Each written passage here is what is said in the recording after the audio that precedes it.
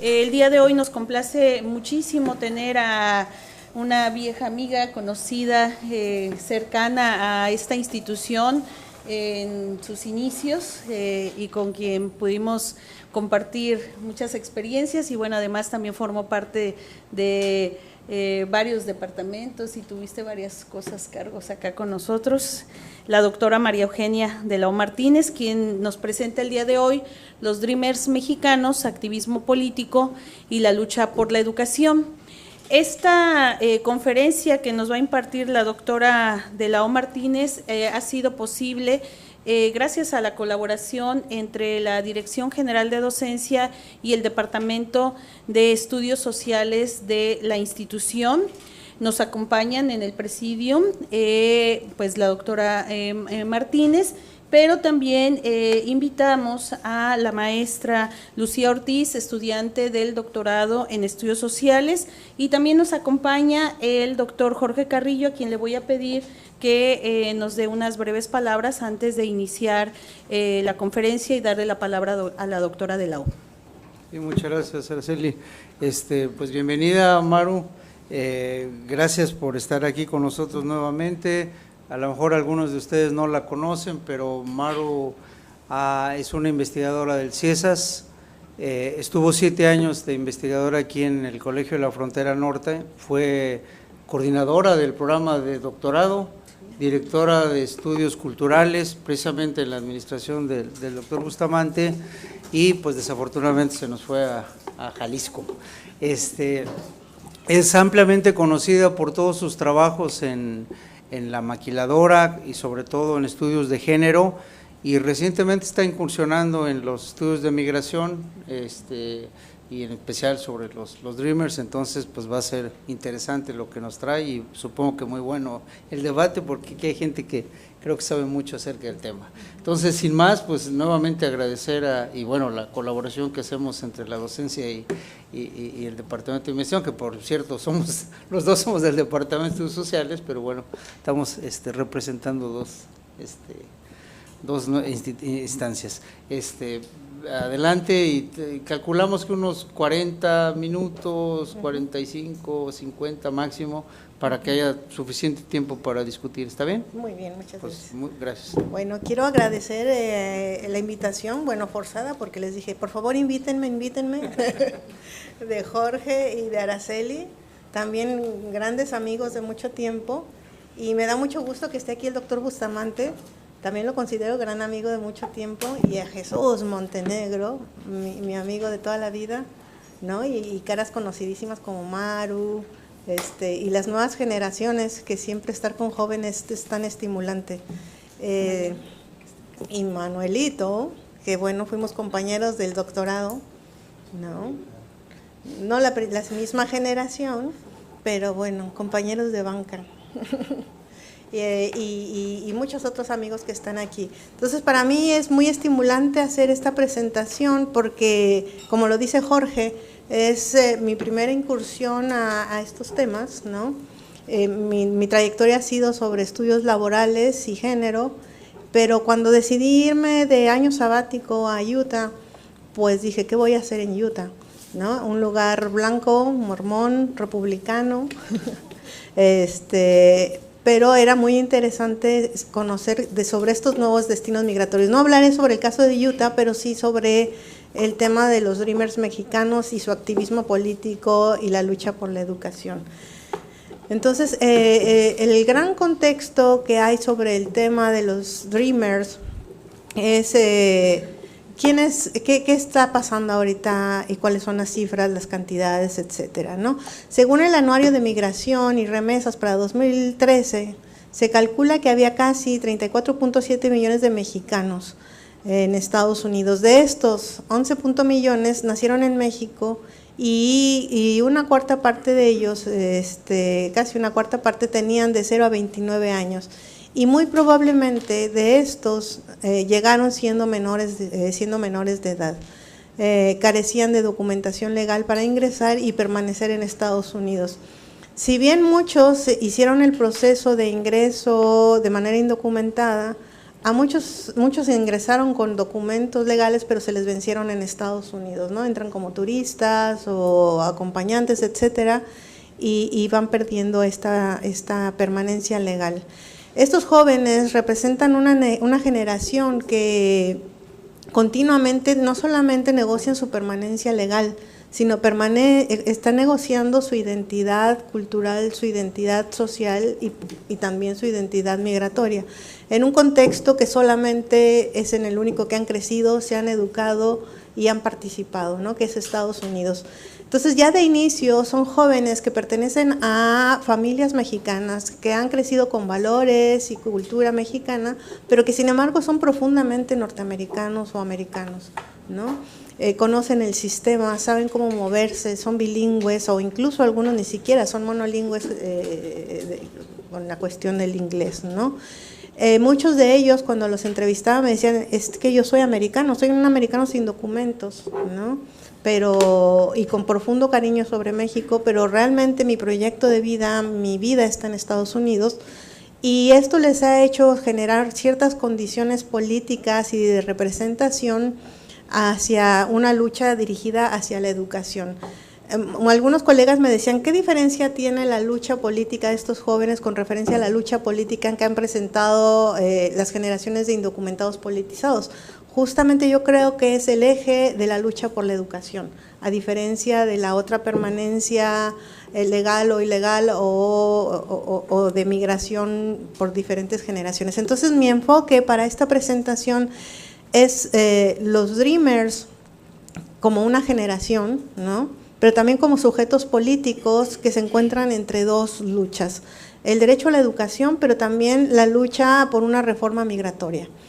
Y como receptores de una política migratoria temporal que les ha beneficiado, que es el programa DACA, ¿no? Este programa de acción ejecutiva presidencial que se establece en 2012 por el presidente Obama y que les permite suspender temporalmente órdenes de deportación y ciertas condiciones para continuar trabajando y estudiando, ¿no? Entonces se trata de esta generación de jóvenes, además es muy importante, son jóvenes indocumentados, que bueno, ya también podremos discutir este término indocumentados, sin documentos, sin permanencia legal, que también ahí es todo un debate, ¿no? De cómo se les nombra y cómo transitan a actores políticos con una agenda política muy bien dirigida, ¿no? Y pensar que estos jóvenes pues han tenido que tener cuidado de estarse manejando con un perfil discreto bajo para evitar las deportaciones. Entonces, en 2010, en donde ya hacen una aparición masiva con una valentía inusitada, porque además son gente muy, muy, muy joven, que es la primera vez que salen incluso de sus estados o de sus condados. Es impresionante lo que han logrado transitar en tan poco tiempo, ¿no? Es una generación marcada con un activismo político muy interesante. Entonces, si los vemos como generación, ¿no?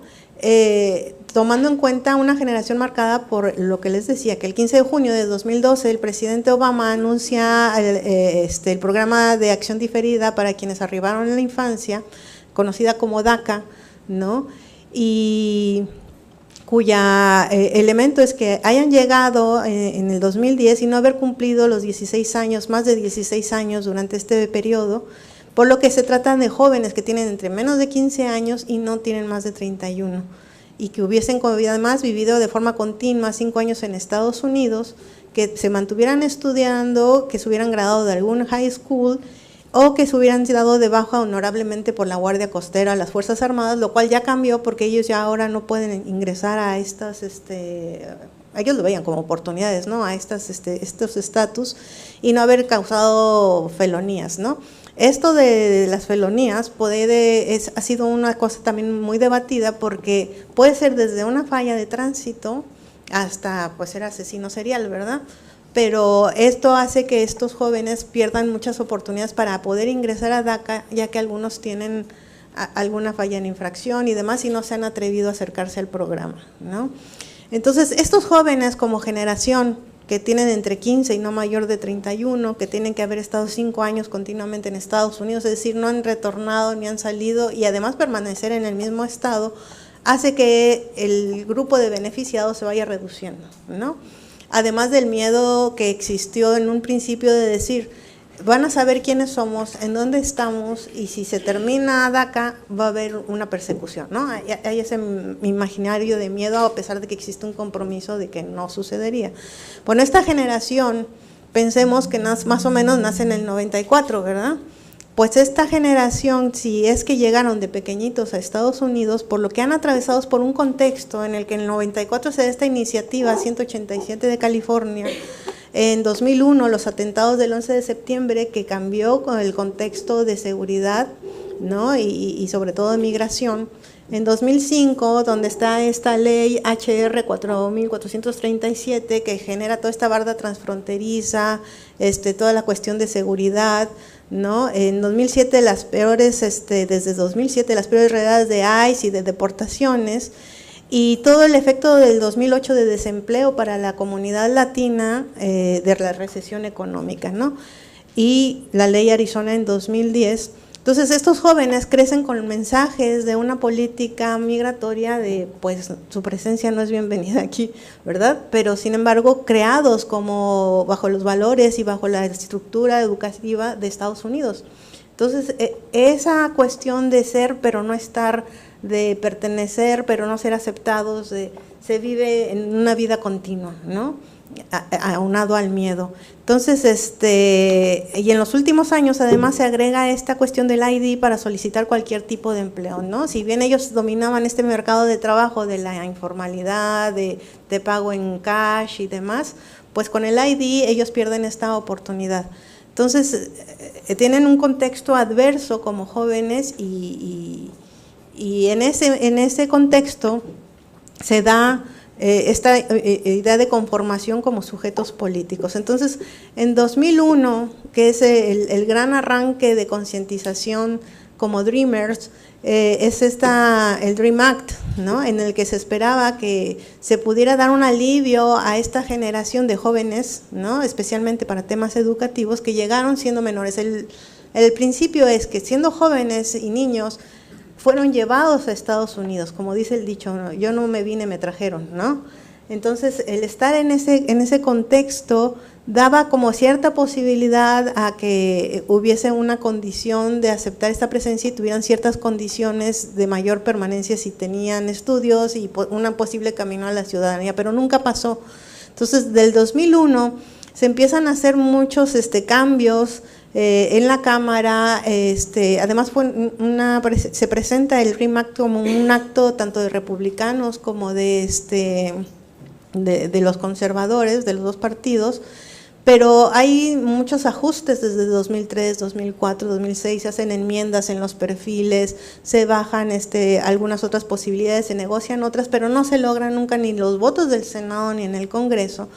Y en el 2010 es la acción más cercana, con la 5.281, ¿no? En donde casi se logra que se acepte, pero los republicanos consideraron que se trataba de una amnistía, ¿no? Que rompía el espíritu de las leyes de migración, y que entonces eso iba además a impactar a la familia y iba a generar todo un cinturón, una correa de transmisión para que la migración indocumentada fuese más propicia. Entonces no pasa nuevamente. Entonces es en ese contexto que se da esta gran marcha del 2010, ¿no? En Washington, y que se repite en todas las grandes ciudades, ¿no? Incluyendo Salt Lake City, que bueno, no es una gran ciudad, pero es impresionante ver las calles llenas de jóvenes, que si se ponen en el contexto de que son jóvenes indocumentados, en un contexto de grandes redadas, que salgan, ¿no?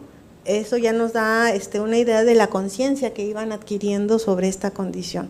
Luego ya en junio de 2012 el presidente Obama anuncia DACA, ¿no? Como una forma de compensar lo que ya no iba a poder pasar por el Congreso ni por otros caminos con el Dream Act. De ahí el nombre, que son Dreamers, ¿no? Por el Dream Act. Entonces son jóvenes que se nombran soñadores y empiezan a agarrar esta estética, ¿no? De los jóvenes graduados, cuyo discurso es solicitamos educación independientemente de nuestro estatus migratorio, ¿no? Y en noviembre de 2014 se anuncia que esta orden ejecutiva extendería el límite de edad, porque el límite era 31 años y había muchos jóvenes que habían salido de la escuela por condiciones económicas y muchos estaban tratando de regresar a la escuela, más DAPA, ¿no? Que era aquellas familias que tenían hijos nacidos en Estados Unidos y que podían tener una condición de suspensión de la deportación, etcétera. Pero el juez Hannan de Texas, ¿no? De Brownsville, piensa que esta acción ejecutiva violaba los derechos de los estados. Se reúnen como, no sé, 16 estados amparándose sobre esta acción, y actualmente se encuentra suspendida temporalmente en lo que se decide en las cortes, aunque ya pasó otra y parece ser que no pasa, ¿no? Entonces, bueno, estas son fotos de archivo que he encontrado, ¿no? Del caso de Utah, en donde se esperaba que pasara, pero pues no pasó. Bueno, entonces, en DACA, ¿qué pasa? Específicamente en DACA de 2012 lo que se ofrece es permiso de trabajo temporal, ¿no? Licencias de conducir, suspender temporalmente la deportación, pero al tratarse de una acción ejecutiva presidencial y no de una ley, si llega cualquier otro presidente con cualquier otra idea, incluso sea demócrata, puede suspenderse, ¿no? Lo cual trae un sentido de vulnerabilidad para estos jóvenes. También, aunque ellos ya tienen permiso para ingresar al trabajo y demás, en muchos estudios reportan, y en mis propias entrevistas, que sigue teniendo una dificultad este mercado laboral, ya que su experiencia no la pueden comprobar. Están en una informalidad, la acumulación de conocimiento no ha contado. Entonces, bueno, también hay, aunque ya tienen acceso a algunas universidades y pueden pagar como residentes, sigue siendo un problema la financiación, ¿no? Porque ellos no tienen derecho a recibir fondos públicos, sino fondos privados para la educación, y aún son escasos. Ya empieza a haber una organización muy fuerte de proveer estos recursos, pero se tiene el derecho, pero no la forma, ¿verdad? Falta de un seguro médico que es indispensable, y para muchos el costo de la aplicación, que me equivoqué, es de $465. En las entrevistas era así, me tardé un año en juntar el dinero, ¿no? Y uno no lo creía así como, ay, bueno, cobran $20 la hora, y todos estos mitos que tenemos de allá se gana muy bien y demás. Pues no, conseguir $465 era un verdadero sacrificio para muchos. También se nota que hay mejores condiciones en la familia porque ya tienen un documento que les ampare para ingresar a otro mercado laboral, y esta es una correa de transmisión que sí se ha visto para los más jóvenes, que alientan a los otros a seguir estudiando, a conseguir mejores condiciones, etcétera, ¿no? Pero el impacto de DACA depende si son mujeres u hombres, en qué cantidad tienen en Estados Unidos, cuál fue su edad de llegada, ¿no? Por ejemplo, para el idioma, los muy pequeñitos no hablan bien español, pero los que son bilingües, eso les amplía el mercado de trabajo, por ejemplo, ¿no? Entonces, también tiene que ver mucho esto. Entonces, ahí vemos el impacto de DACA, pero también una de las referencias de este movimiento es el derecho a la educación, independientemente del estatus legal. Entonces, aquí hay un antecedente muy importante, que en el 82 hay este caso de Player versus Doe, ¿no? Que es este derecho de los niños indocumentados a asistir a la escuela pública, porque antes había como una libre interpretación de quiénes ingresaban y quiénes no, hasta que hay un juicio y se establece como obligatoria. Y los niños pueden estar hasta high school como obligación para estar, ¿no? Pero paralelamente en el 96 llega esta reforma en donde se prohíbe recibir ayuda financiera para estudiantes indocumentados que soliciten una matrícula universitaria. Lo que significa que si ustedes crecieron desde pequeñitos en Estados Unidos y pretenden ir a una universidad de su condado o de su pueblo o qué sé yo, pues no lo pueden hacer sino como extranjeros, lo cual es altísimo, ¿no? Es un costo muy alto. Entonces, una de las luchas de estos universitarios, que es otra marca de diferencia de estos jóvenes, de diferencia de los movimientos de indocumentados, que se han dado en general, ¿no? Que ha sido sobre condiciones de trabajo, como los de César Chávez, ¿no? O de derechos políticos, es la lucha por el derecho a la educación, pero educación además universitaria. Entonces son jóvenes con cierta formación, ¿no? Y en donde miles de indocumentados pidieron, presionaron para pagar como matrículas como residentes, que se conoce como el in-state tuition. Bueno, estuve un año en Estados Unidos y vean, ¿no? This is the table. Bueno, ¿no? Entonces, Miles de estudiantes logran graduarse, pero no tienen permiso de ejercer su profesión, que es la otra gran paradoja, ¿no? Apenas se acaba de lograr un caso con jóvenes representantes de la organización esta de Dreamers, la más grande, en que siendo abogado ya va a ser abogado de la organización, pero tuvo que ser una cosa y ya siguen 2 casos que están en condición de... pero es muy difícil, ¿no? Entonces se les da la oportunidad, se les reconoce parcialmente, pero no pueden ejercer. Entonces van a ser profesionistas que van a regresar al mercado de trabajo segmentado, fragmentado, etcétera, ¿no? Entonces actualmente pueden acceder a fondos de becas privadas, que ahí sí ha sido muy importante la comunidad, las iglesias y la comunidad hispana, que ha generado muchos tipos de becas. Y actualmente hay 20 estados en la Unión Americana que ofrece matrículas estatales para estos inmigrantes, pero hay otros estados que no, ¿no? Entonces, si vemos este mapa, que lo hicieron los propios Dreamers, se puede ver cuáles estados sí les permiten costos iguales, como si fuesen residentes, y hay ayuda financiera del estado, lo cual es muy bueno que se permita, no de la educación, pero sí para ayudas. En la zona roja hay costos iguales a los residentes, como el caso de Utah, pero los jóvenes tienen que buscar sus fondos en otras instituciones no gubernamentales. Y en los otros hay costos por residentes y oportunidades de beca, que es la excepción, ¿no? Y estados en los cuales los estudiantes beneficiados por DACA podrían ser elegibles, pero depende de la argumentación de cada institución, ¿no? Recuerden que Estados Unidos tiene un sistema como independiente de iniciativas y demás, ¿no?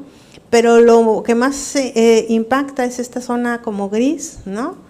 Que aún no hay estados con una equidad de matrícula o una política que se vea claramente instrumentada, y que algunos beneficiarios de DACA podrían inscribirse, pero que no es una iniciativa que haya pasado por los congresos locales. Entonces aún hay unos manchones importantes, y si notan, a pesar de que existe DACA, las condiciones estatales no son iguales, entonces no genera las mismas oportunidades para los jóvenes, y por lo tanto esto queda relativizado, ¿no? Entonces, ¿cómo podemos ver estos Dreamers como sujetos políticos? Bueno, estos Dreamers que buscan la educación independientemente de este estatus, que ha sido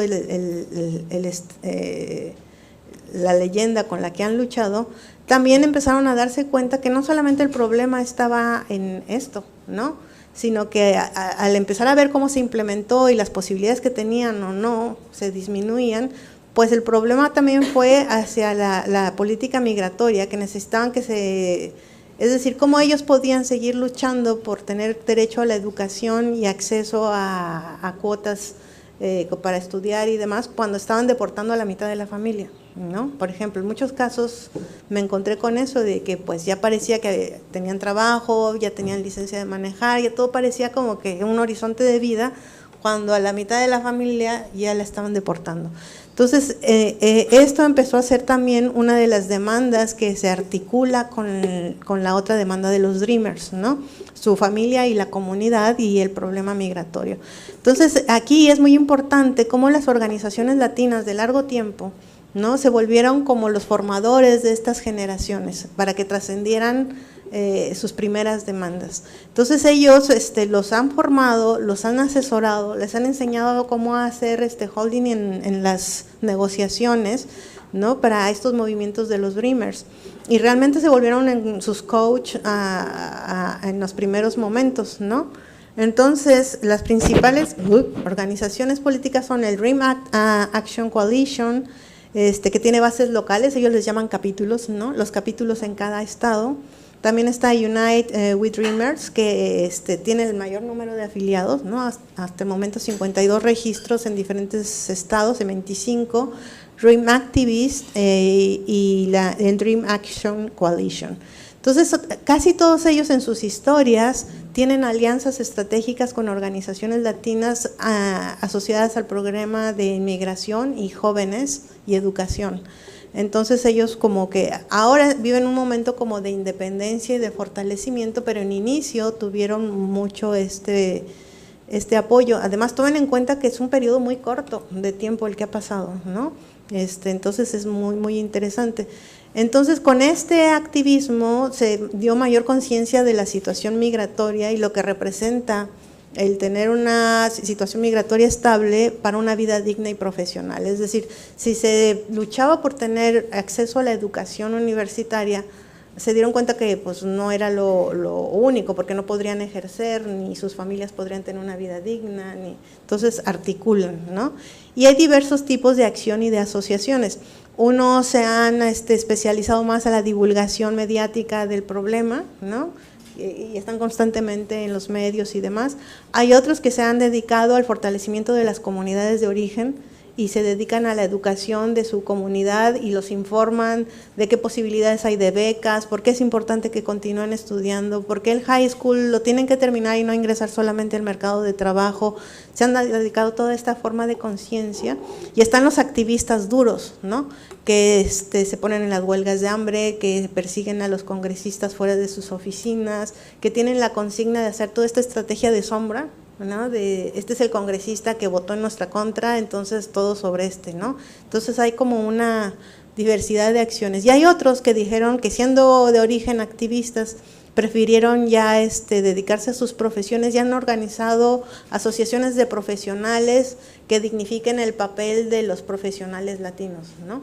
Entonces, como que han tomado diferentes caminos una vez que se aprueba DACA, hacen esto, ¿no? Entonces, los activistas se caracterizan por esta cuestión de diversidad, ¿no? No solamente son a los chicos que vemos con sus togas y demás, es una forma de enviar el mensaje, pero se basan en la divulgación de sus problemas, del alcance, su alcance geográfico ha sido muy importante, su visibilidad en el medio, organizarse en comités comunitarios y en las universidades, ¿no?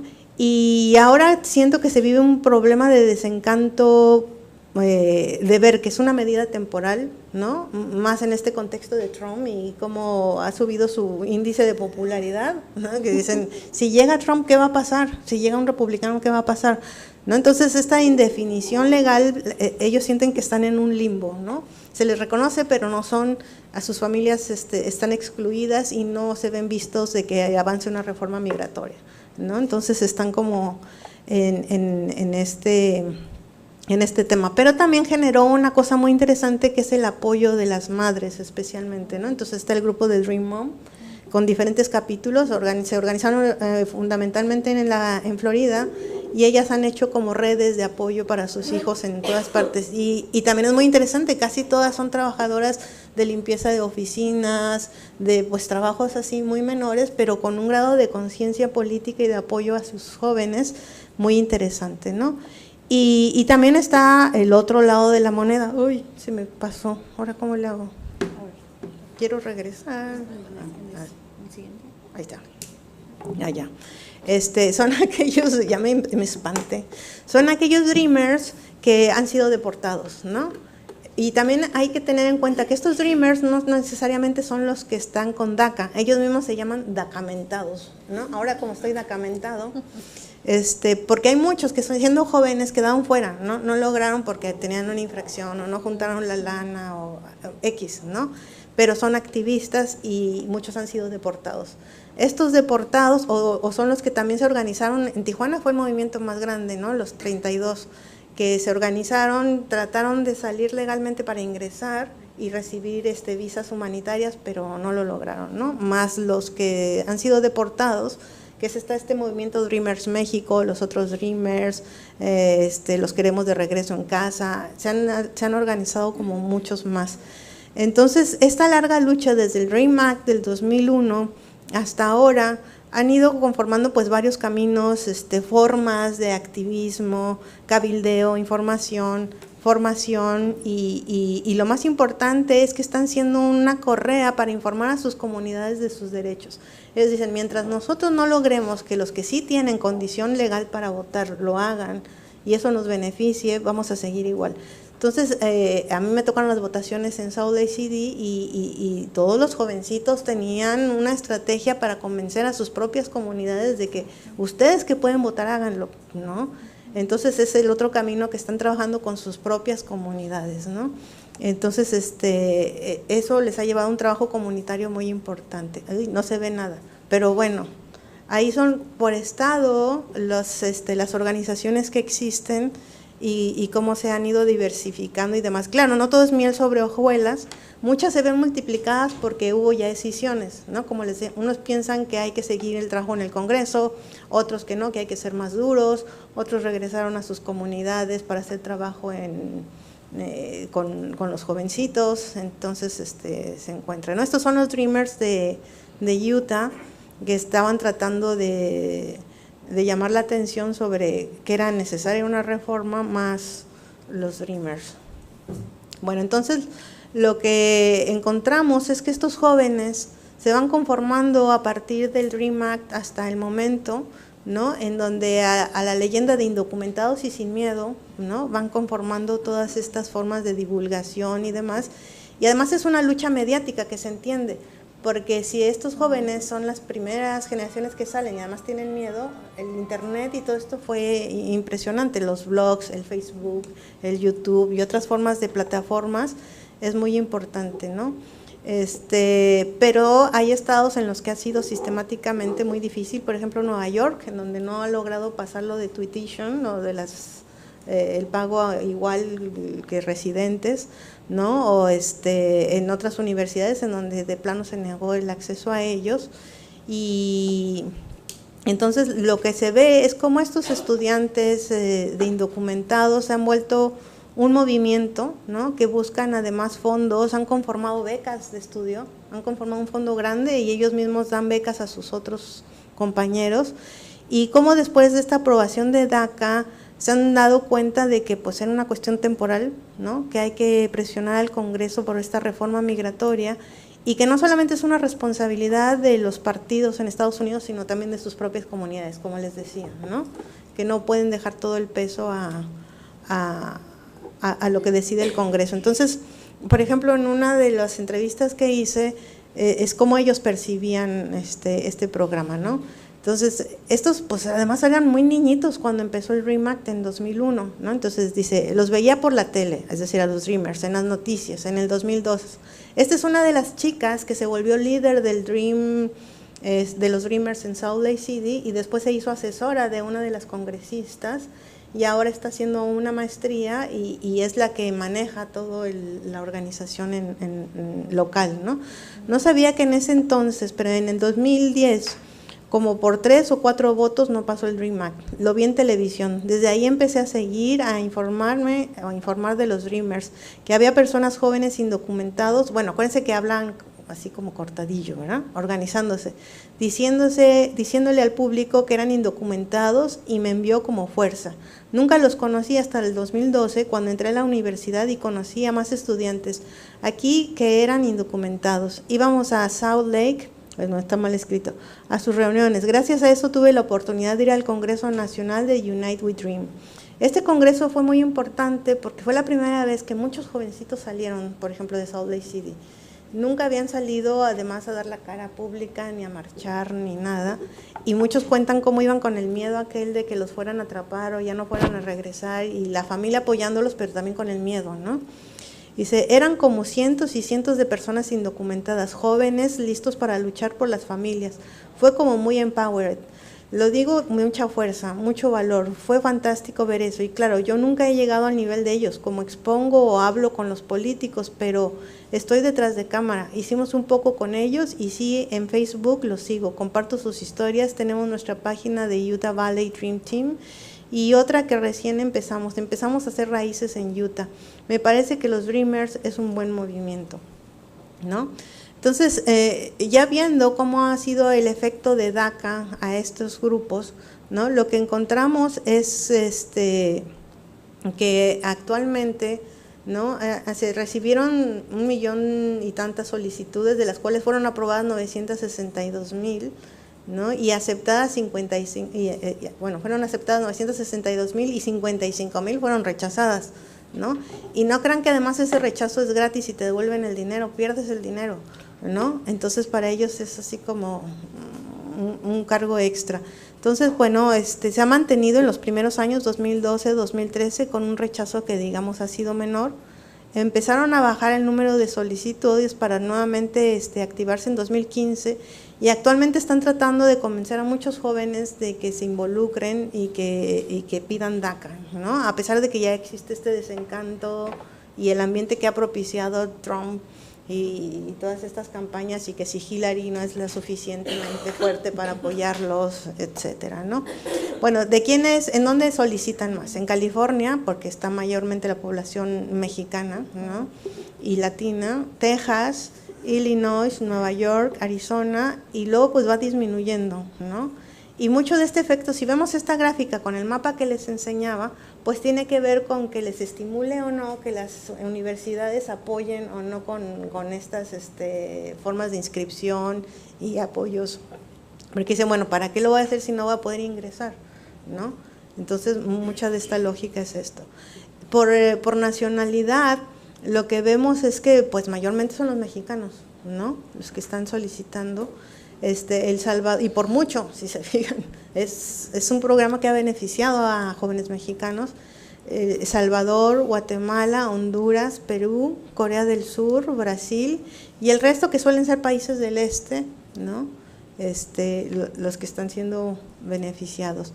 Entonces, pues se trata de estos jóvenes que crecieron y estudiaron sin documentos en Estados Unidos y ahora representan esta fuerza social, política, que busca pertenecer a un sistema, ¿no?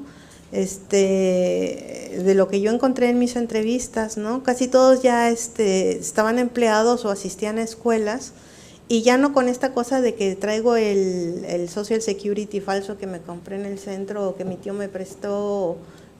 Eso ha servido también como una cuestión de dignidad, ¿no? Ya no estoy chueco, estoy legal, digamos, ¿no? Se mejoró un poco los salarios de los puestos de trabajo porque pues ya hay la mediación de un contrato, ¿no?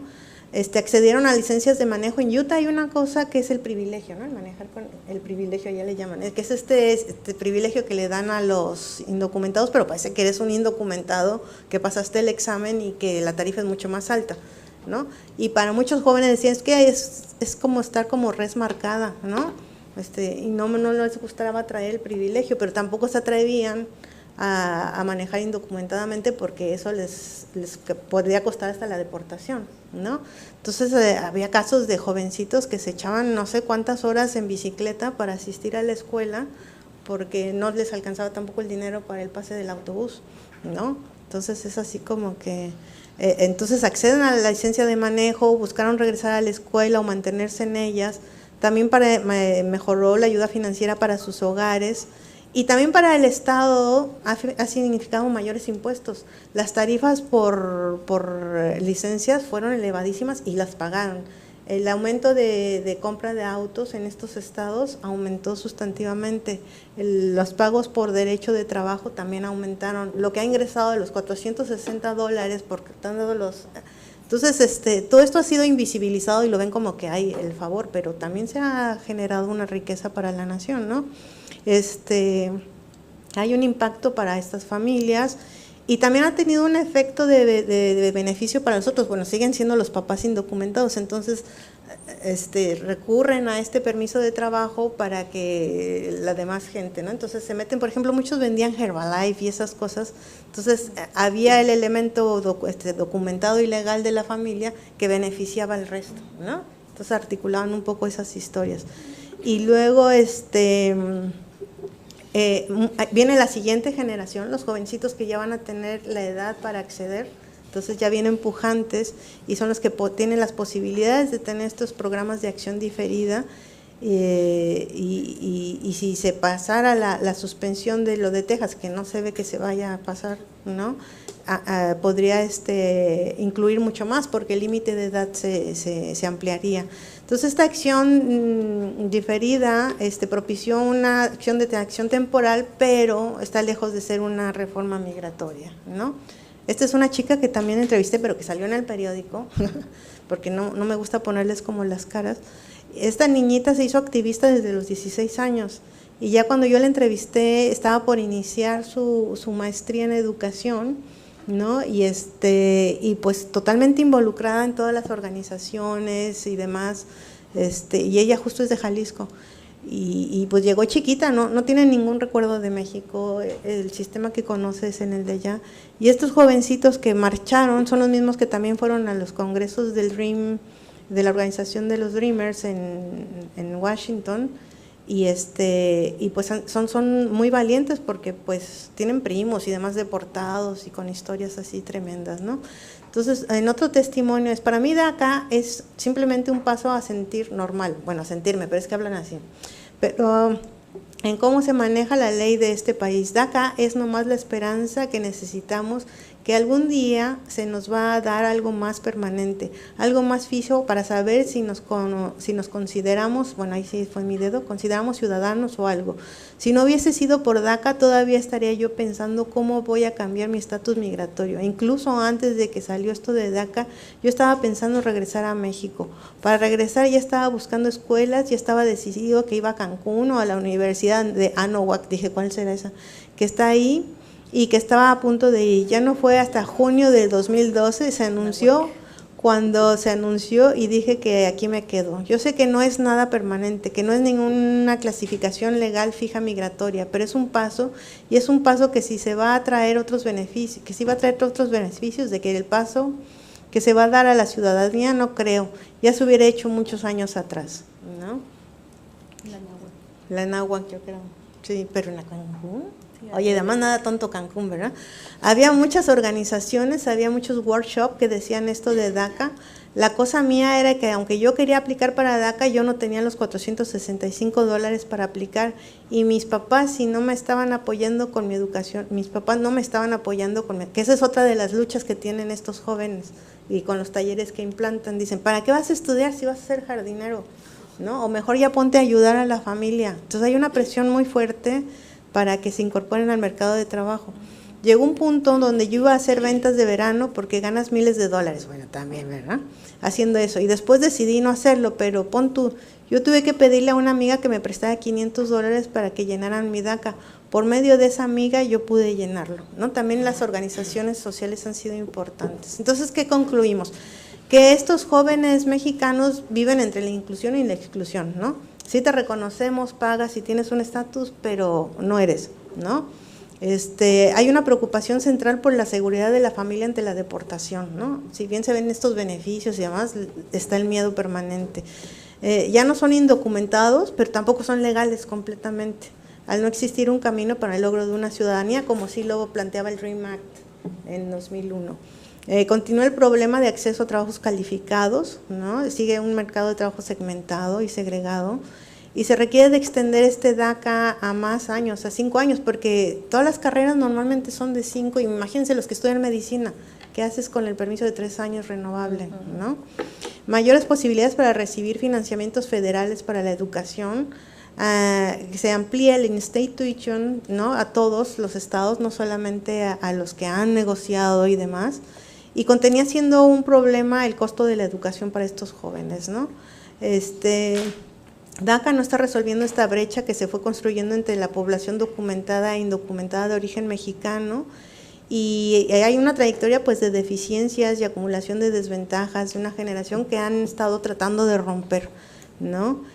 No obstante, están altamente politizados, ¿no? Su meta sigue, ellos han visto el poder de la educación, que esto sí es muy importante. Las historias que tengo de sus propios procesos educativos es, la educación me va a sacar de esto y me va a ayudar, a pesar de que los consejeros les decían, no, pues ¿para qué buscas si también, ¿no? Vas a ser mecánico, búscate un taller de mecánica, ¿no? Y dices, bueno, ¿no? Y que la educación es un derecho humano, no solamente un derecho que debe dar el Estado, sino que todo joven tiene derecho a la educación, independientemente a su estatus, y la importancia de quienes tienen voto entre los hispanos para cambiar la composición y las decisiones del Congreso, ¿no? Entonces, pues yo ahí terminaría y les agradecería mucho sus comentarios, ¿no?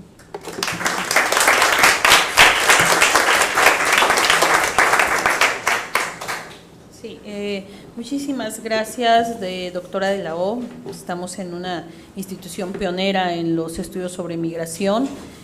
con los pioneros, además, varios de ellos aquí presentes, doctor Bustamante, pero también varios colegas pioneros, fundadores de la institución y pioneros en temas sobre migración.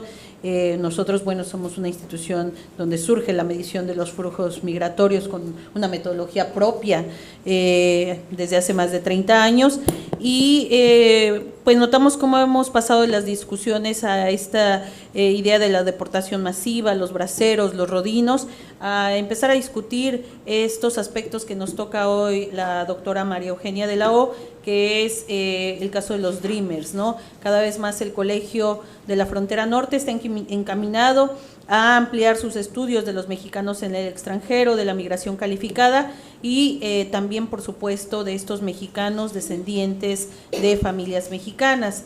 Así que esta discusión que nos presentas, pues es de todo interesante para los estudiantes y para los colegas que se encuentran el día de hoy con nosotros. Así que le daré ahora la palabra a la maestra Lucía Ortiz, quien es estudiante del doctorado en estudios sociales con especialidad en estudios regionales y que está desarrollando una tesis justamente sobre Dreamers. La hemos invitado para que nos comente algunos puntos de la presentación de la doctora de la O, 10-15 minutos, y posteriormente pasemos al diálogo, al debate sobre lo que se comenta en esta mesa. Bienvenida, Lucía. Gracias, Araceli. Bueno, primero que nada quiero agradecer a la doctora Araceli por la confianza depositada en mí. Yo estoy como apenas incursionando en el tema, entonces es algo que estoy descubriendo. Entonces mi comentario va en torno a la presentación y a lo que yo he logrado reflexionar en este año que he estado trabajando en el tema y que me parece de sumamente como muy importante expresarlo. Entonces, en primer lugar, bueno, también quiero agradecer a la doctora por su presentación, sobre todo por este énfasis en la educación que comparto. El movimiento de los Dreamers ahora no se puede entender sin pensar en que ellos están luchando o que su principal lucha ha sido la educación, y esto es una característica que los define de otros movimientos que han habido en Estados Unidos, porque los movimientos, también quienes estudiamos Dreamers, parece que es el movimiento social y a veces nos olvidamos que hay una historia de movimientos en Estados Unidos, y lo importante es cómo vincular esta historia de los Dreamers con otras formas de politización en Estados Unidos, ¿no? Entonces, bueno, yo lo que quiero presentar, o mi comentario va a ir en torno a por qué considero que es importante mirar a estos jóvenes, ¿no? Además de que a mí me interesa, es un tema que realmente me apasiona, creo que actualmente es un fenómeno que nos está gritando, es un fenómeno que, a pesar de que muchos investigadores están volteando a ver a estos jóvenes, tanto los que están en Estados Unidos como los que están retornando, existe todavía como una carencia de estudios profundos sobre qué está pasando con estos jóvenes, quiénes son, cómo construimos esta nueva figura del joven activista migrante, ¿no? Que ya no son los viejos, que ya no son las madres, sino son estos jóvenes que han llegado a Estados Unidos porque no han decidido llegar, que llegaron desde de muy pequeños, que no son que quizás no entran dentro de la teoría de la migración, de haber decidido migrar por causas económicas. A ellos se los llevaron, nunca les preguntaron si quisieron estar ahí, y a los que retornan tampoco les han preguntado si han querido regresar, ¿no? Entonces, son jóvenes que han estado muchas veces doblemente excluidos tanto en Estados Unidos y como cuando los regresan, excluidos de su país y excluidos de Estados Unidos, ¿no? Entonces, a pesar de esto, creo que los Dreamers en especial son los privilegiados dentro de los excluidos, ¿no? ¿Por qué? Porque pueden o han tenido la oportunidad de educarse, han podido generar ellos y su familia, porque creo que es otra cosa que es muy importante. Creo que a estos jóvenes no los podemos entender si no vemos a sus familias, ¿no? Ellos son producto de la familia, de la historia de la migración, de generaciones de migrantes que a veces como investigadores tendemos a descontextualizarlos y verlos solo como estos activistas, y creo que esa es parte de lo que recuperas tú y que me parece sumamente interesante, no pensarlos solo como jóvenes ahí que están y que han construido una lucha solos, ¿no? Sino que están siendo educados por las viejas generaciones de migrantes, y que me parece que es algo que tenemos que poner el dedo en el renglón. Por otro lado, es como muy importante retomar cómo estos jóvenes nos permiten pensar cómo las trayectorias de vida no necesariamente las construimos nosotros sobre lo que queremos, sobre lo que soñamos, sino las mismas circunstancias históricas y políticas te llevan a tomar caminos o decisiones que van más allá de lo que tú como individuo puedes decidir. Esto creo que es muy importante porque es lo que les permite luchar, lo que les permite poner el dedo en el renglón y hacerse notar tanto en México como en Estados Unidos, ¿no? Son jóvenes que quieren notarse, quieren decir, hey, aquí estoy, nosotros somos producto de esta historia de la migración, y que no es, como decía la doctora, estamos en el limbo, ¿no? A veces unos no son ni de aquí ni de allá. Acaba de haber una conferencia en el DF sobre de aquí y de allá,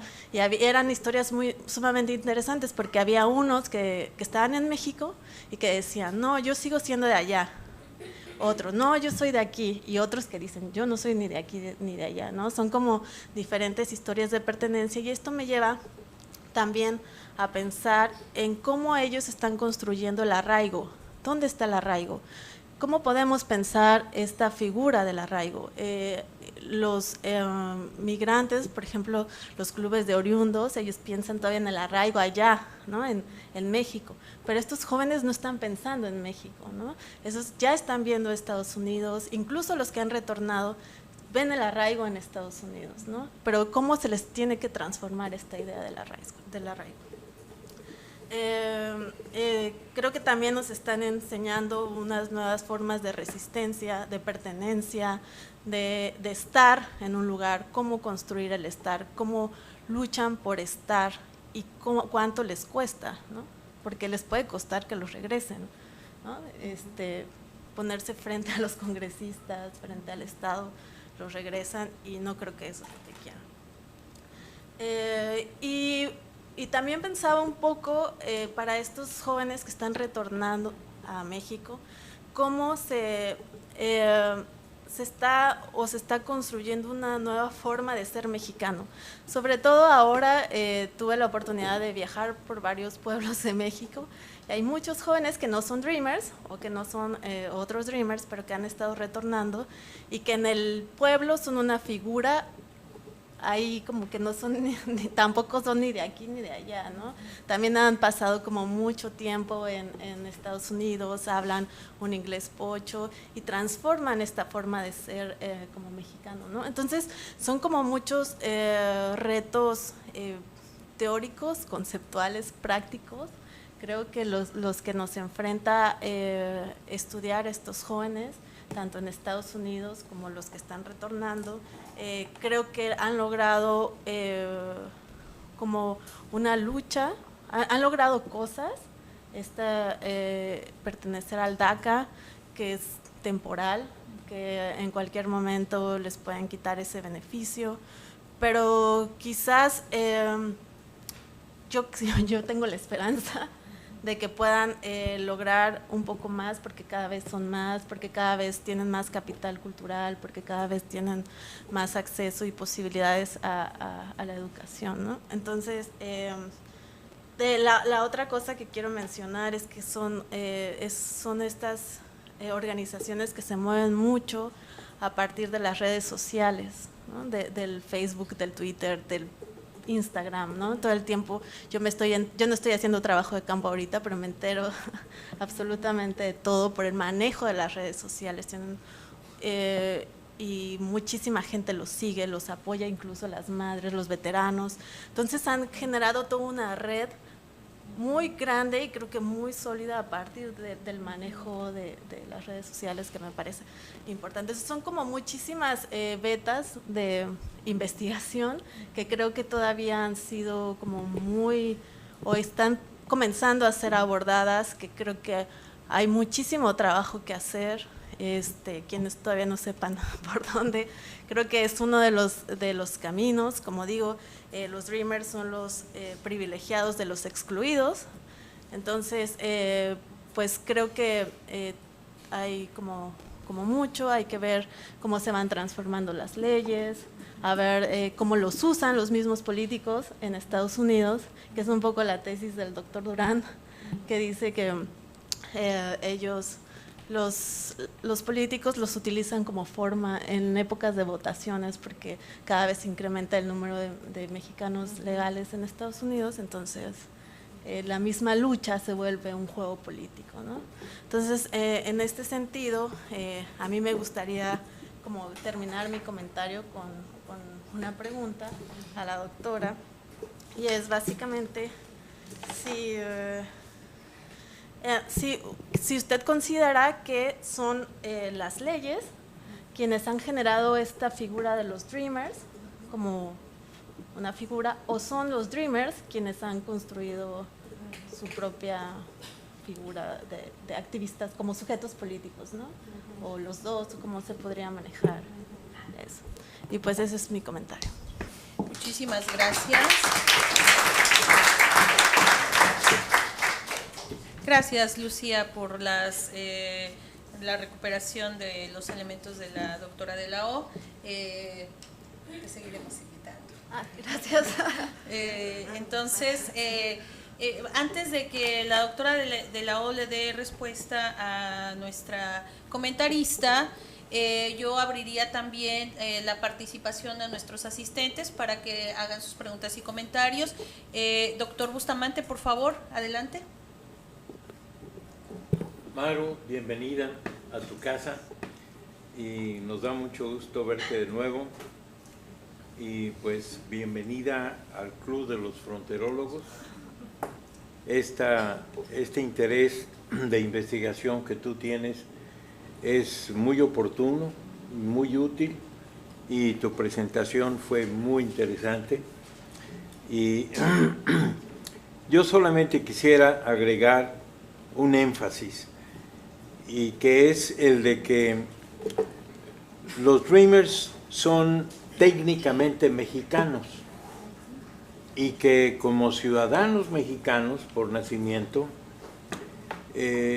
no han sido objeto de interés alguno de parte del gobierno de México, que perdió una oportunidad muy importante de la cual yo hice una propuesta que publiqué en el diario Reforma sobre el bono demográfico que representaban los Dreamers para su potencialidad en el incremento de nuestros como mexicanos, estudiantes con niveles de doctorado, de que los Dreamers representaban una oportunidad única para incrementar estos números, que son muy raquíticos en México,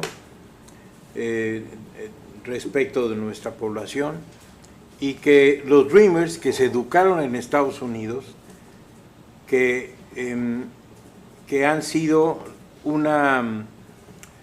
un grupo de mexicanos que han recibido esta educación de primer mundo en Estados Unidos, y que podrían representar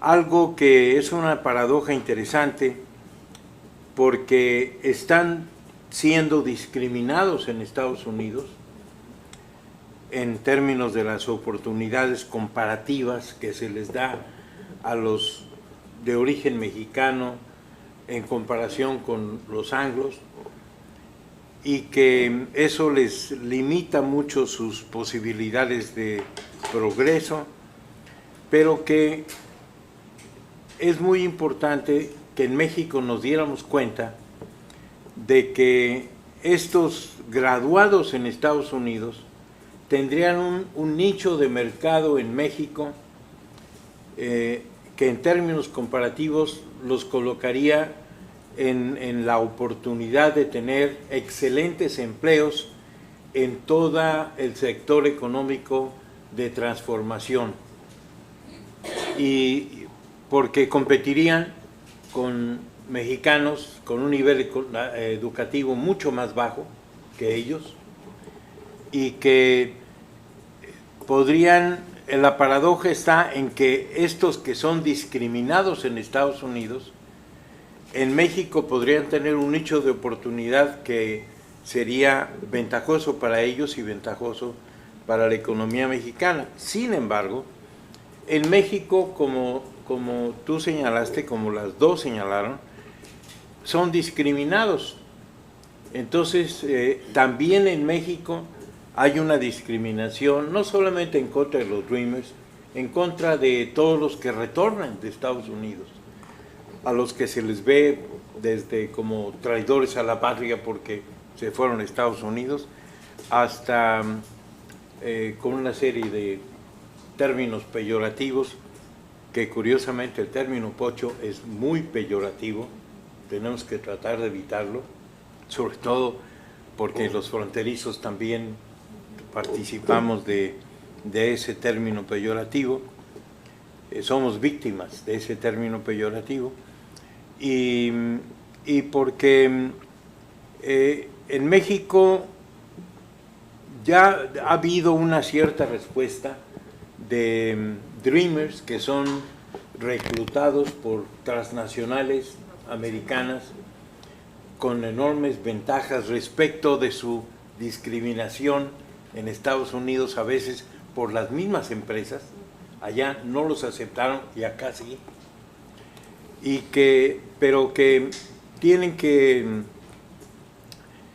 enfrentarse a obstáculos muy grandes en este proceso de discriminación, pero que la ventaja de haber sido educados en educaciones de alto nivel, en sistemas de alto nivel, y que obviamente en inglés tienen ventaja sobre los mexicanos, que tendemos a ser monolingües, y que sus grados académicos en inglés les dan un nicho de oportunidad en empresas transnacionales americanas y de otros países en México. Y esto pues es algo que sí resulta paradójico, porque estos mexicanos que son ciudadanos y que el gobierno de México por ley tiene obligación de proteger sus derechos, el gobierno no lo ha hecho, pero ya hay Dreamers, conozco cuando menos a 2 de Zacatecas, que están tratando de penetrar en los mercados de algunos partidos políticos para tener una representación en México, porque son ciudadanos mexicanos, y esto hacer una proyección hacia Estados Unidos para tener una lucha política tanto allá como acá.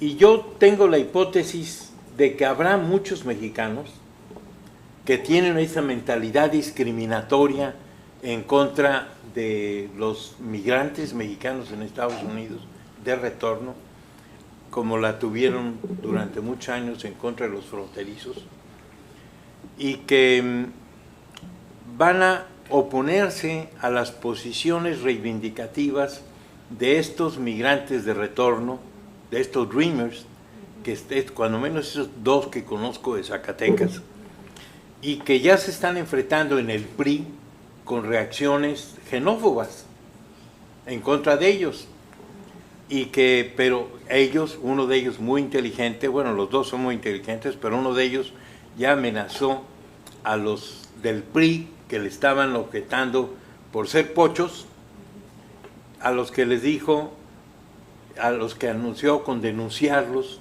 por discriminación y que ya espantaron a los que se estaban oponiendo y que están avanzando, porque hay algo que yo con mis décadas de investigador nunca he podido resolver el misterio, por qué hay mexicanos que cambian tanto con el simple cruce de la frontera.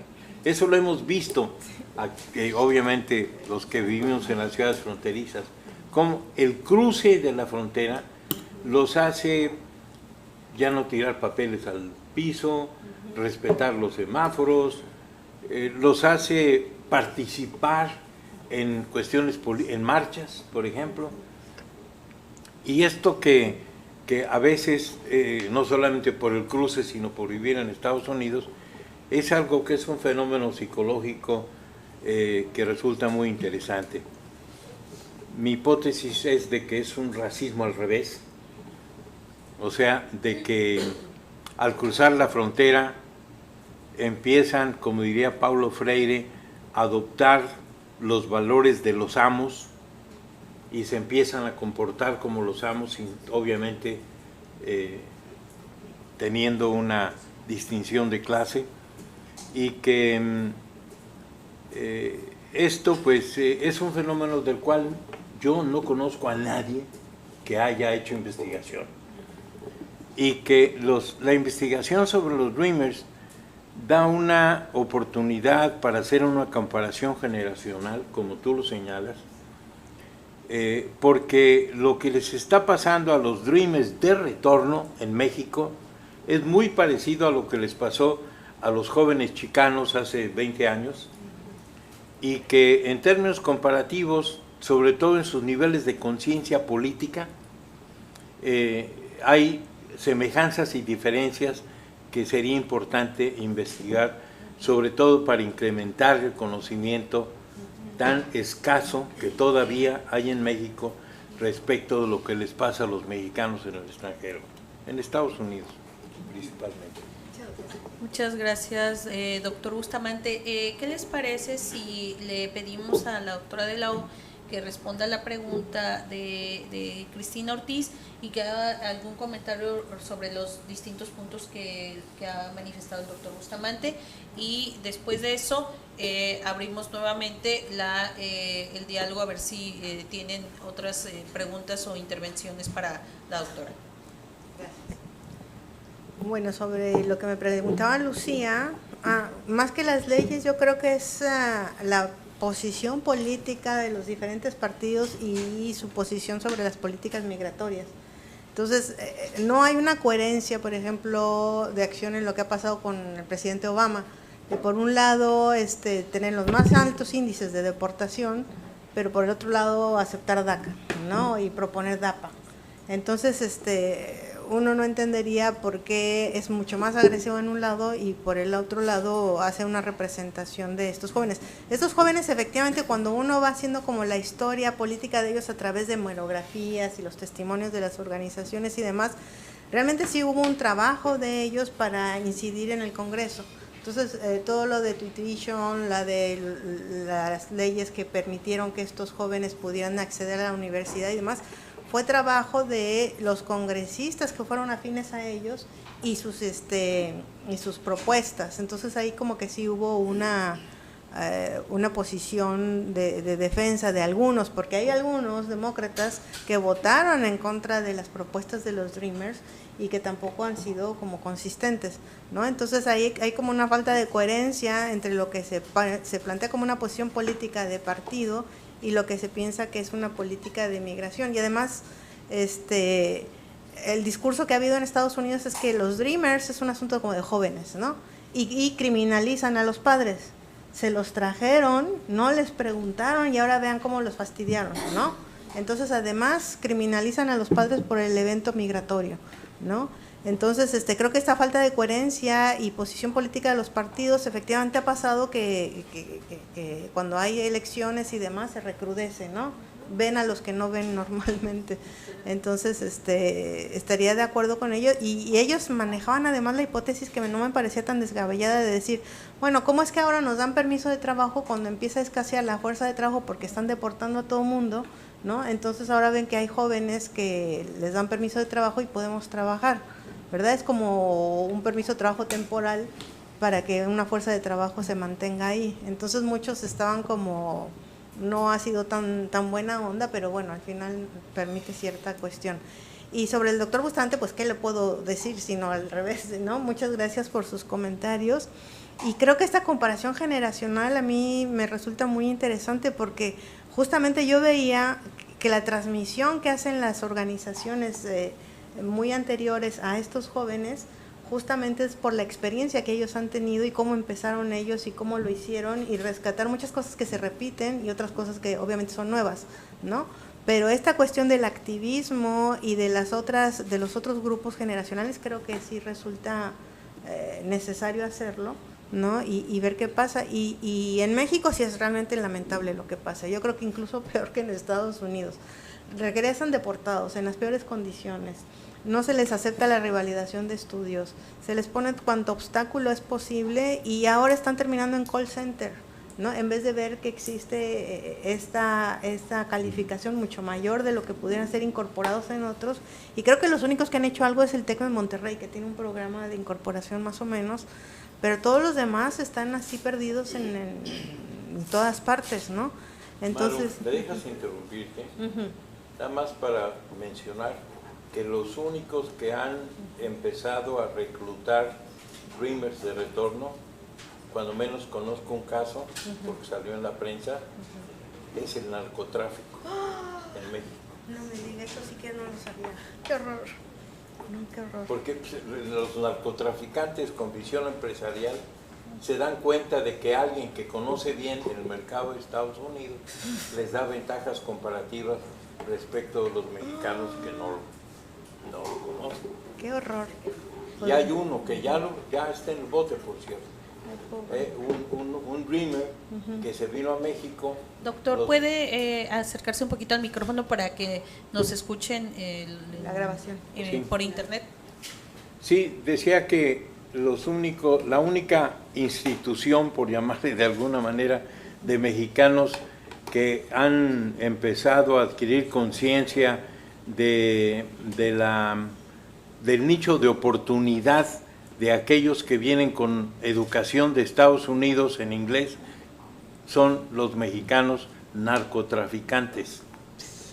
Hay un caso de un dreamer que lo reclutó el narcotráfico, ya lo descubrieron, ya está en la cárcel, y que pues por eso me enteré yo de que pues les había parecido muy interesante un mexicano educado en Estados Unidos y que por lo tanto, conociendo el mercado de Estados Unidos, del cual aprovecharon la oportunidad nada menos que en el narcotráfico.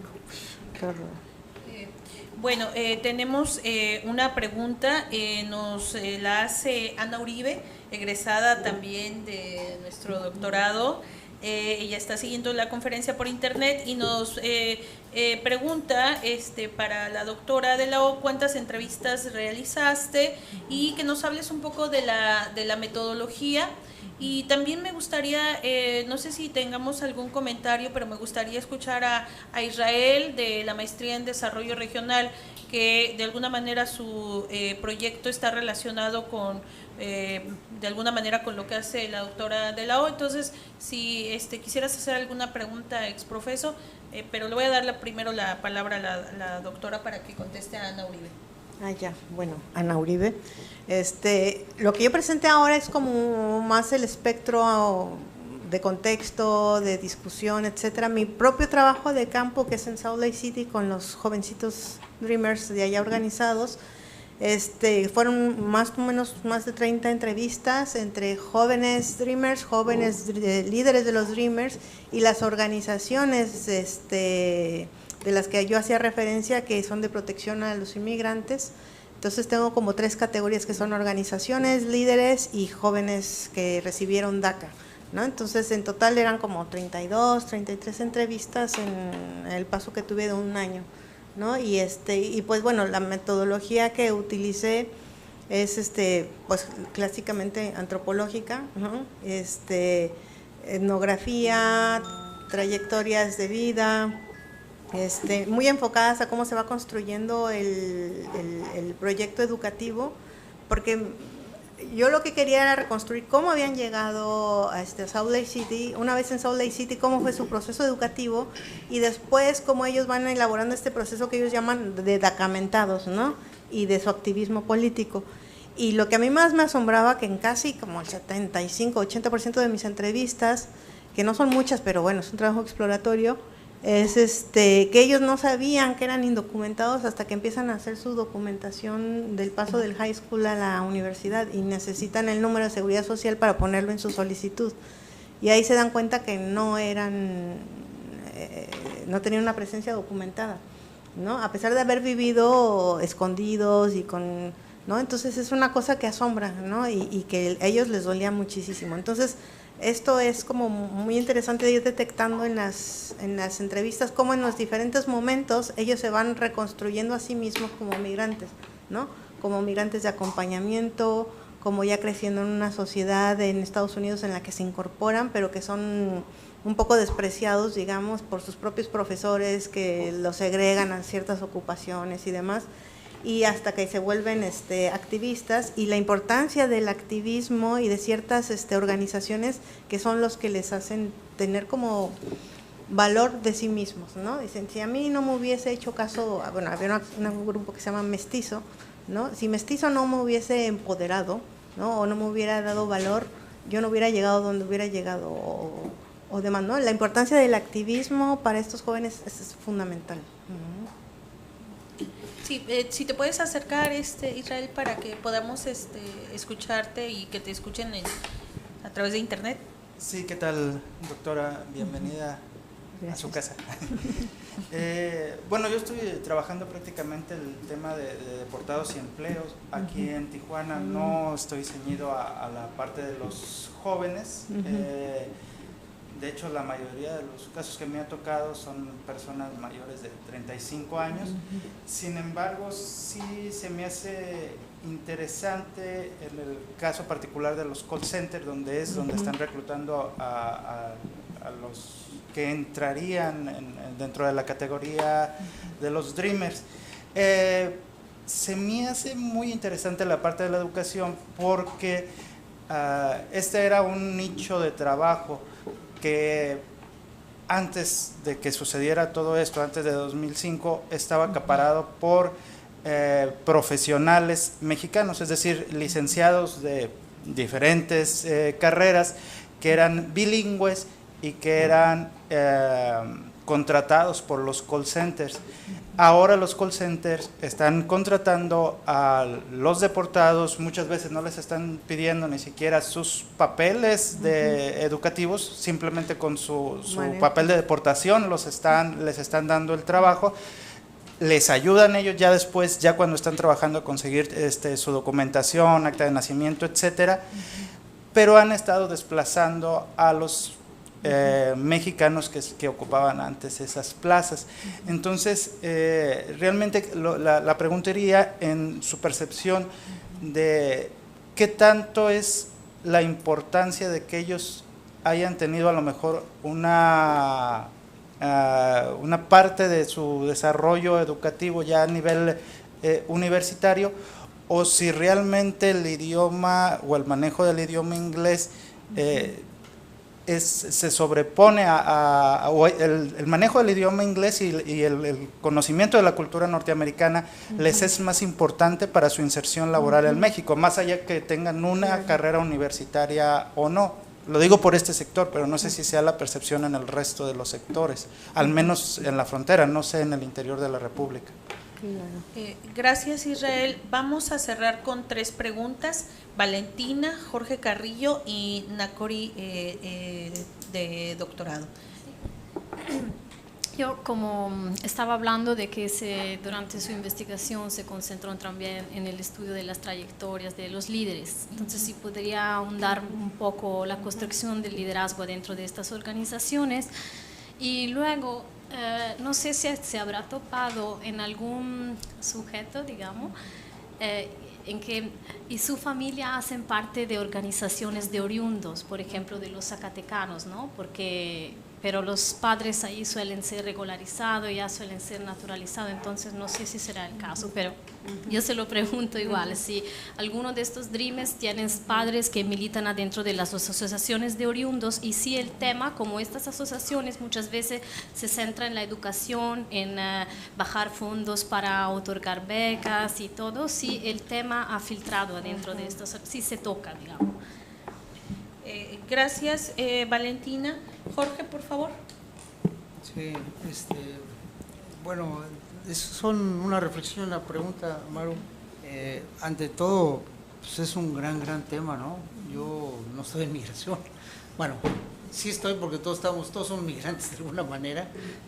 Vivimos además aquí en la frontera, la situación transfronteriza, pero no lo había dimensionado y es algo muy fuerte en términos de números, en términos políticos, como bien señalaste, y todo indica que va a crecer, entonces es un gran tema, ¿no? No me quedó muy claro, es un datito nomás, pero entendí que alrededor de 1 millón de solicitudes hubo, la enorme mayoría fueron aceptadas, y otro tanto son los potenciales que no accedieron por N razones, algo así. Entonces, bueno, es una población muy nomás quería tenerlo claro. Me queda claro que no es un asunto de migración calificada, porque no migraron con calificación, sino es una trayectoria que se desarrolló allá, y en ese sentido sí se fue la migración calificada al revés, ¿no? La que viene para México. Me queda claro que sí hay una, o sea, hay muchas aristas por mirar. Algunas las señaló Jorge, el doctor Bustamante, y Araceli. Somos colegas todos. En el sentido de la enorme oportunidad. Claro, uno puede empezar a ver, digamos, detalles, ¿no? Es decir, más allá de lo ideal, ¿no? Porque si bien está en Estados Unidos estudiando, sí, pero hay que ver qué realmente calificación tiene, ¿no? O si la calificación alcanza solo para los call centers, es decir, por el idioma, ¿no? El inglés. Conozco muchos también en las clases que he dado y están trabajando en los Walmart y en los Sprouts y en los Trader Joe's, y pues tampoco es que tengan así una gran calificación para poder competir, digamos, en otra cosa, así con excepción del inglés, por supuesto. Pero entonces, hay un asunto importantísimo de la oportunidad en México y en Estados Unidos, las oportunidades, y creo que la señaló muy claramente Jorge esto, pero también hay un asunto del drama, ¿no? Es un drama cultural, de identidad, ¿no? Muy fuerte, que lo que me refiero con esto es que hay muchas vetas de cómo entender a los Dreamers, y a mí lo que me parece más fuerte en todo caso es la cuestión política, ¿no? Es decir, México es politizado, claro, no en relación a muchos países latinoamericanos, pero cada vez es más politizado, no tanto de partidos políticos, pero sí de la sociedad, la ciudadanía, ¿no? Cada vez se politiza más en México por los enormes problemas que tenemos, pero algo semejante está sucediendo en Estados Unidos y con estos, entonces ahí me parece una veta así de enorme importancia, y el colegio también debería de hacer algo, más actividad, digamos, para darles más publicidad y hacerse partícipe de ello. Gracias, Jorge. Bueno, ahora sí, ¿verdad? Ya los invité a fuerzas y ahora sí. Entonces, a ver, para poner un poco de orden. Nácori, Valeria y Cristian, y cerramos para darle oportunidad a un gran cierre a la doctora de la U. Muchas gracias, doctora. Yo tengo una inquietud respecto a la construcción del sujeto político de los Dreamers, y quisiera preguntar si pudiéramos entender a los Dreamers como defensores de derechos humanos, puesto que parte de su eslogan, es el derecho a la educación independientemente del estatus migratorio. Y en ese sentido, si pudiéramos entender a todo el movimiento de los Dreamers como un movimiento de derechos humanos en Estados Unidos, porque yo trabajo movimientos de derechos humanos en México y a mí me parece o me suena que es todo un movimiento que tiene un antecedente importante con el derecho, bueno, las organizaciones promigrantes. Y en ese sentido va la siguiente pregunta que se ha repetido un poco, pero quisiera que ahondara sobre si las organizaciones más consolidadas promigrantes en Estados Unidos con esta concepción de derechos y empoderamiento ha ayudado al empoderamiento y de qué manera ha ayudado al empoderamiento de estos nuevos activistas o nuevos defensores de derechos humanos. Gracias, Nacori López. Valeria, por favor. Sí, muchas gracias, doctora. Felicidades, me encantó esta presentación. Lo que le quería preguntar era una reflexión rápida acerca de, ya que mencionó la importancia del activismo para ellos, ¿no? Como grupo, como movimiento, me refiero más a procesos micro, entonces relacionados como a, digamos, procesos psicológicos conectados a lo que es la identidad y el bienestar de las personas, y que tanto la autopercepción como migrante es parte constitutiva o es importante en la construcción de la identidad o en el bienestar de esas personas. Gracias. Gracias, Valeria Giannuzzi. Cris, por favor. Hola, doctora, muchas gracias por su exposición. Es un tema indudablemente importante que hay que tratar. Sin embargo, al calor de los diferentes comentarios que han hecho los asistentes, me surge la siguiente reflexión. En realidad, el tema de los Dreamers es un tema de migración, ¿o es un tema de juventud, de movimientos sociales o de exclusión? A mí me parece que no es como, ciertamente de migración, pero hay diferentes aristas desde donde se puede abordar. Gracias, doctor. Pues ahora sí, Maru, tienes el micrófono para hacer tu gran cierre, después de haber incentivado a la reflexión y al debate con tu presentación. Ay, muchas gracias. Bueno, les agradezco a todos porque, como dijo Jorge, es mi primer trabajillo en este campo. Y para mí es muy importante cómo está percibiendo lo que les digo. Entonces, yo creo que lo de los call centers, creo que es muy importante lo que tú decías. Ellos tienen el manejo del idioma, el conocimiento de la sociedad americana, que también es un plus, ¿no?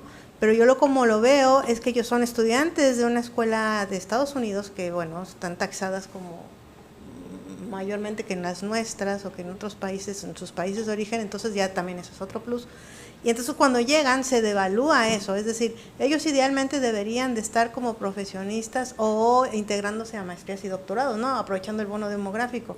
¿Y qué es lo que pasa? Que se están integrando a call centers en donde pues ya se sabe que las condiciones de trabajo, las posibilidades de movilidad, de ascenso, demás, están limitadísimas en estos lugares. Entonces está siendo como una coyuntura que está beneficiando a este mercado de trabajo y devalúa lo que estos chicos vienen, ¿no? Imagínense, no sé qué, a un tipo de la Universidad de California deportado, ¿no? Y que termina en un call center, entonces así como que, ¿no? Es una devaluación de la formación de estos jóvenes en vez de aprovecharlos.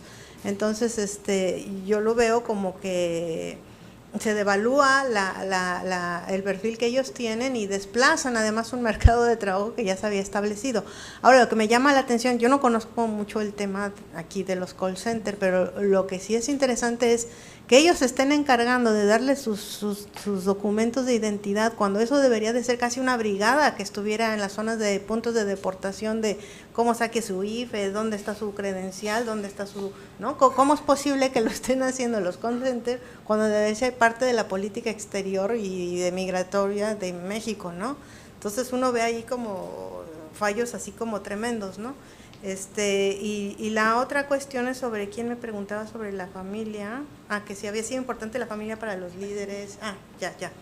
Bueno, muchos de los líderes que yo conocí, de estos jovencitos, que son muy, muy jóvenes, y como lo que te decía, esta chica de 16 años, que ya tiene una militancia de mucho tiempo, pues sí, había una presencia importante de la familia, pero hay que tomar en cuenta que son familias pues que migraron, que tienen 2 jornadas de trabajo, ven escasamente a los chicos porque pues tienen que estar sustentando y ayudando a la educación y al mantenimiento de las familias, entonces tampoco son como líderes, y la migración que hay en Utah es de los nuevos destinos migratorios, ¿no?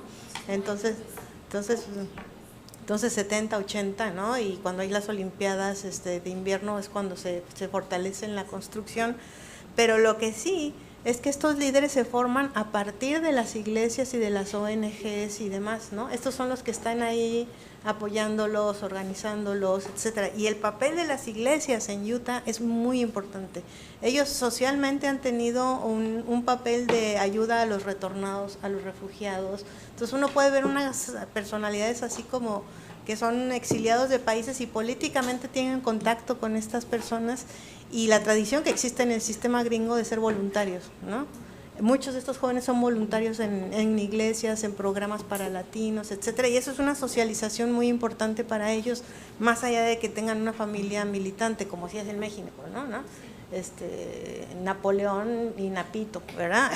Entonces sí que heredan el cargo, ¿no? Ahí es otra la lógica.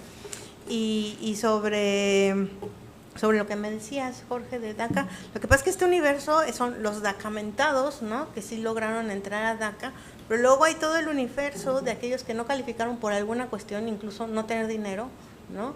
Y luego están aquellos que no calificaron y no calificaron, que no fueron seleccionados o no fueron aprobados sus solicitudes porque encontraron alguna duplicidad. Muchos de estos, cuando meten sus documentos, no se dan cuenta que ya estaban ingresadas su condición migratoria, porque muchos habían hecho a lo mejor la posibilidad de entrar a las rifas, ¿no? De estatus legal, o sus padres ya habían sido, entonces salen del sistema. Entonces muchos por esos antecedentes ya no entran. Y luego viene la generación que ya va a entrar con los requisitos de DACA, ¿no? Que ya son los jovencitos que están terminando el middle school o están en la mitad de high school y van a entrar, ¿no? Entonces es una población que efectivamente se está duplicando y enriqueciendo y demás. Y luego están todos aquellos cercanos a la propuesta esta del Dream Act, ¿no? En donde unen la presencia de la necesidad de una política migratoria con la cuestión de la educación. Y aprovecho para responderte a ti.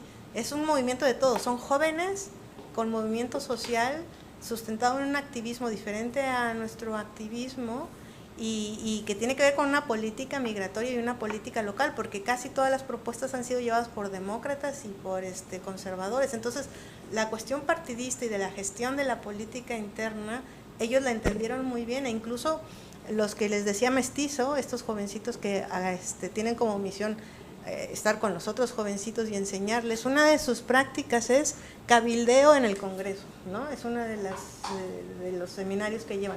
Entonces los llevan al Congreso, les dicen, estos son tus representantes, estos son los que, hay un directorio así gruesísimo que te dice representante por representante qué ha hecho, y ellos localizan cuáles son los de su comunidad y cuáles no, cuáles han apoyado y cuáles no, y los llevan. Y ellos aprenden a debatir. Ya ves que también en Estados Unidos el club de debate es así como muy fundamental. Entonces ellos han aprendido de estas tradiciones de educación en Estados Unidos, pero aparte con las necesidades de su propia comunidad y con lo que estos grupos les ofrecen. Entonces es una mezcla de todo, es movimiento social con políticas migratorias y coyunturas políticas como la que ahora se va a empezar a vivir con el cambio presidencial, ¿no? Entonces, también está. Y luego, ¿cómo se construye un sujeto político y si está en relación con derechos humanos? Sí, ellos empezaron ya a tener el discurso de que la educación es un derecho humano, ¿no? No es solamente un derecho que tenga límites nacionales o internacionales, demás, ¿no? Y como tal han empezado a tener una red muy importante, doctor, con eso, con el movimiento chicano.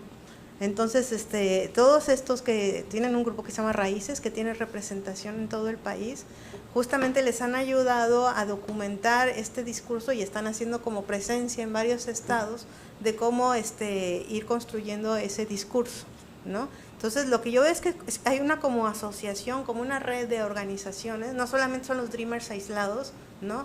Están involucradas organizaciones políticas, la iglesia, algunas decisiones de los propios partidos, pero mucho menos las familias, porque son familias que te digo, dobles turnos, 3 turnos, las condiciones no les permiten ¿no? Las madres, sí, las madres estas, las Dream Mom, ¿no? Estas sí son más politizadas y apoyan a los jóvenes, mucho más que la presencia de los padres, no sé si tú lo habrás observado. Mira, Maru, me gustaría que, te había dicho que era tu cierre, pero nos llega una última pregunta y pues en correspondencia a quienes nos están siguiendo por streaming, no sabemos, no nos puso de qué parte de la República o del mundo nos contactó, pero nos dice María Delgado, no podemos descuidar la educación de los jóvenes, sean documentados o no, en ambos países, tanto en el país receptor como en el expulsor.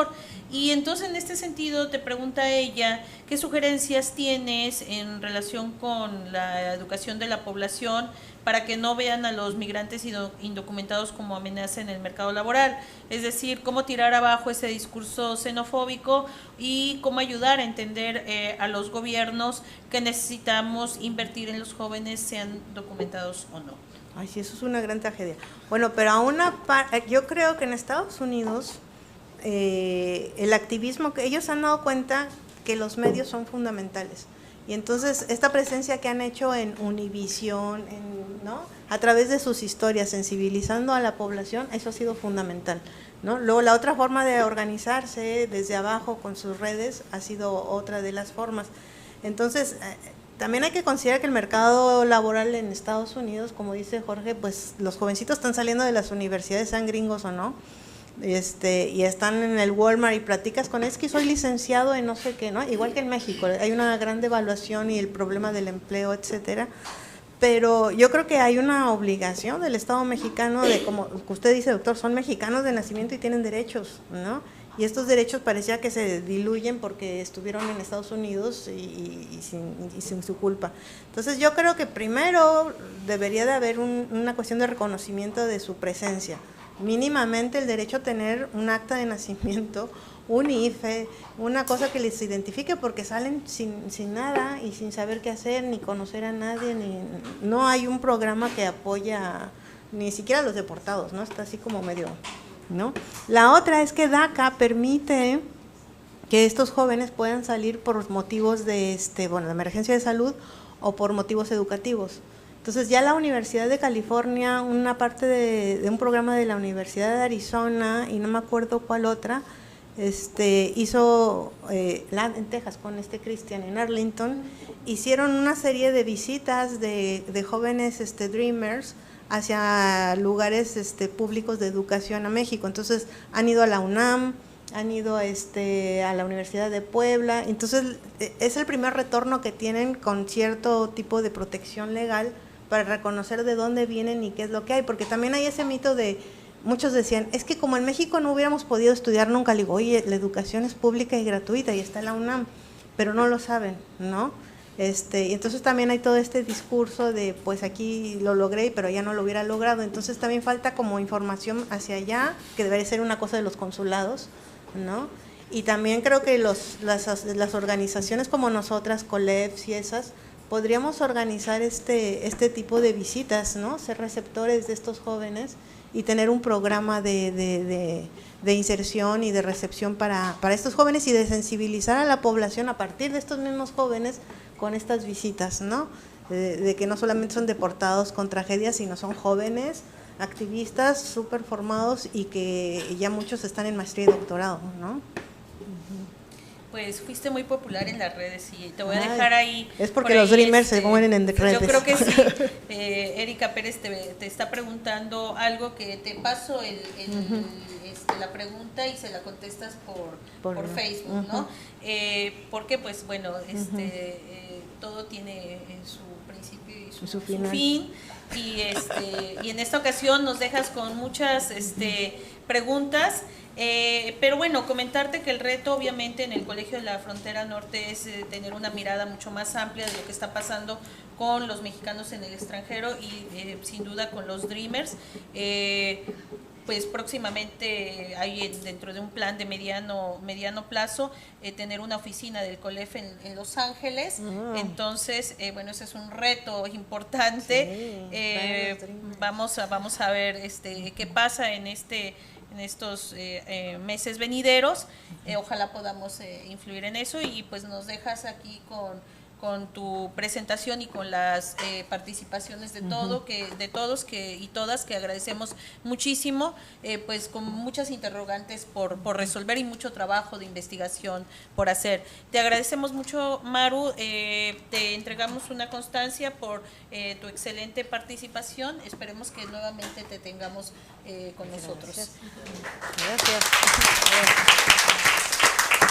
Asimismo, agradecemos también a la maestra Lucía Ortiz por sus comentarios a la ponencia de la doctora de la ONU.